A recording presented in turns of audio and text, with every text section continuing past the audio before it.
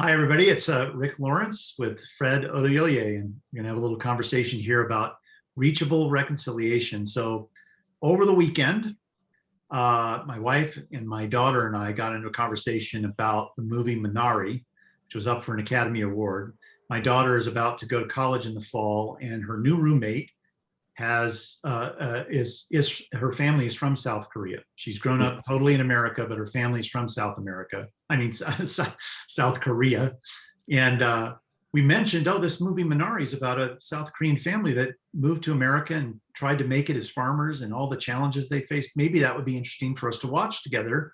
So you, my daughter, could learn something about her cultural heritage. And my daughter found that to be overly broad and not seeing her new roommate well because she's grown up in America. So what would this have to do with her?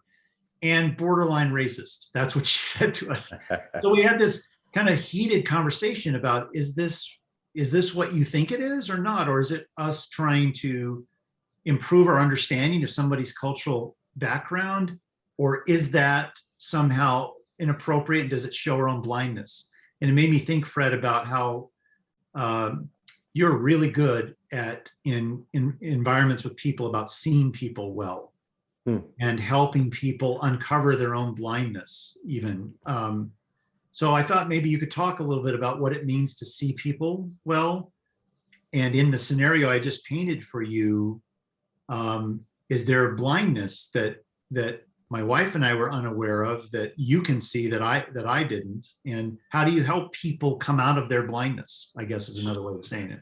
Sure. Yeah. I mean, I think there's obviously you have two situations. One is when you're in front of the person, right? And then there's times when you're not in front of that person. Obviously, when you're in front of someone, the old saying, of course, is people know that you care when they know that you care, right? And so, but with that is when you're paying attention to them enough that you can notice the mannerisms that change, and you notice the posture that changes. You watch their eyes. So it's kind of like your senses. Your senses are observing everything, and so are theirs. And so you will know, they'll show you a response that will let you know if you're tracking with paying attention to them and understanding who they are or what their current situation is. So just like you're nodding to me now, you'll get a nod from them, or you'll get a raised eyebrow, you'll get a smile. How can you watch the different codes or the different signals from the person that shows that you're either listening well or they have a sense that you have an understanding of who they are? So what about the situation where I'm nodding like this and you sense, for whatever reason, that I'm communicating, I get it, but you think, no, you don't get it. Well, there's a different type of nod. So there's a nod, again, it's all in the senses. So there's a nod that is a nod that says, I know what you're saying. It's kind of this confident nod, right? That's really not paying attention to me. It starts nodding while I'm talking as if I got it. I'm feeling what you're saying. But there's another nod that shows support. I understand. Continue to share more. I'm learning. You can tell the difference in a nod, right? It's just like you can tell when people talk. You can tell the difference between, hey, Rick's introducing me to someone and I say, hi, how are you? Or, hey, how you doing? The tone, right, is even different. So the same thing with nonverbals. Those can show either that you're in a learning mode or that you're in a mode that says, I already know who you are because I'm that person. And so we're on the same plane.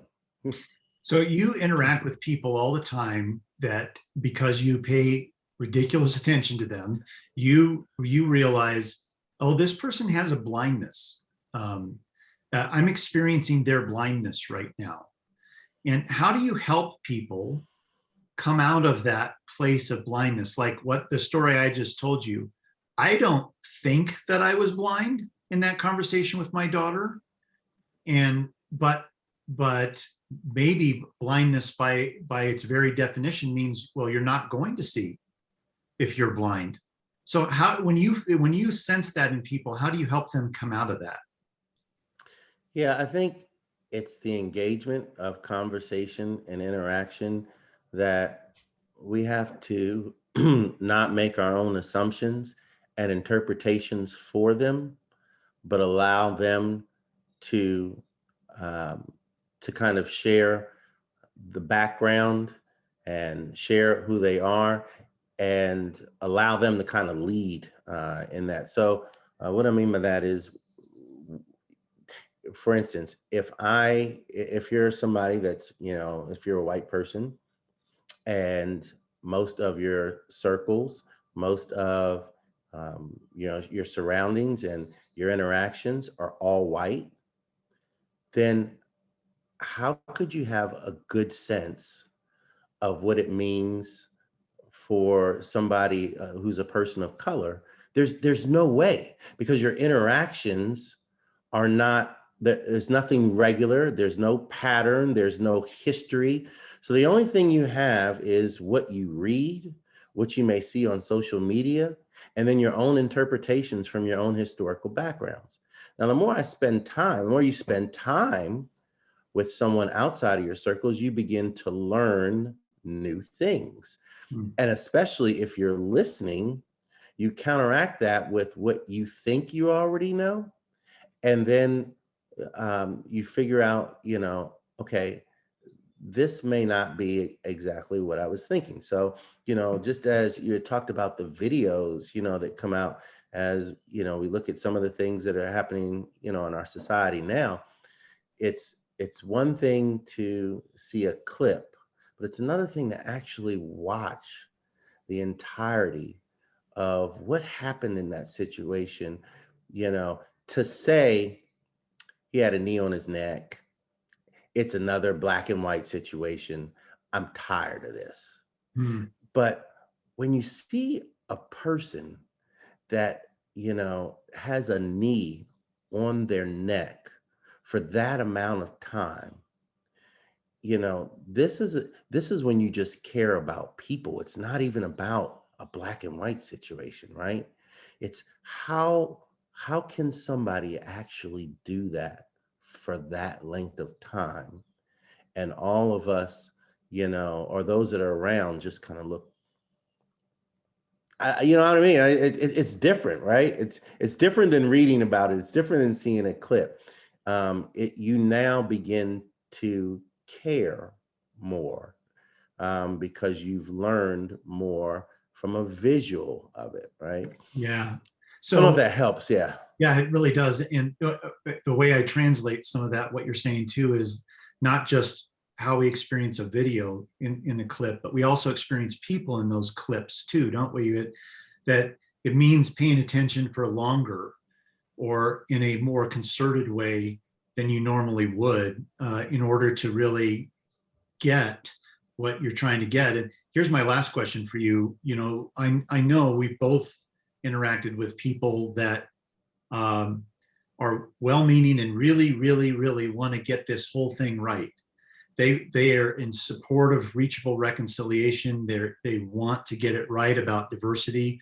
They know that they have a blindness, but then they're like almost overeager or walking yeah, on eggshells or whatever, and then it becomes something else. Then too, it's like, yeah, it's a different kind of stumble then. yeah.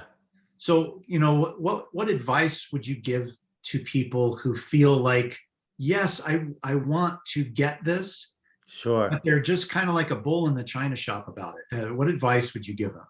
sure. I would say to stop trying to have a zeal to get it and to figure it out. The best thing you can do is to just show up and show that you care and be a friend and have like, don't have the conversation about race, have the conversation about anything else that you would with someone else. When it comes to um, very delicate situations around race and diversity, don't try to lead.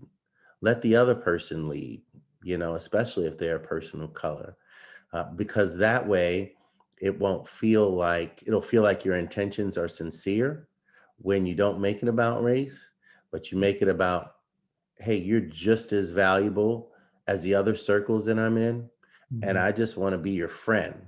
At the end of the day, people want to know that you care about who they are and what they do, not what's your race and what's your response to what happened in the George Floyd situation. That's not what they want, because then they know that your angle is not about them, but about the situation. And once they learn that you care about who they are, they'll share more outside of that. It's a friendship, right? It's just a friendship. Yeah. That's what you want to do. It's so good. It just reminds me, that Jesus made a huge tipping point in history when he said, hey, don't think of this as a slave master relationship anymore. Think of it as friends. I want you to look at everything that happens now through the lens of friendship. And I love how it comes back to that as a foundation for everything. Absolutely. Thanks, Fred. Thank you.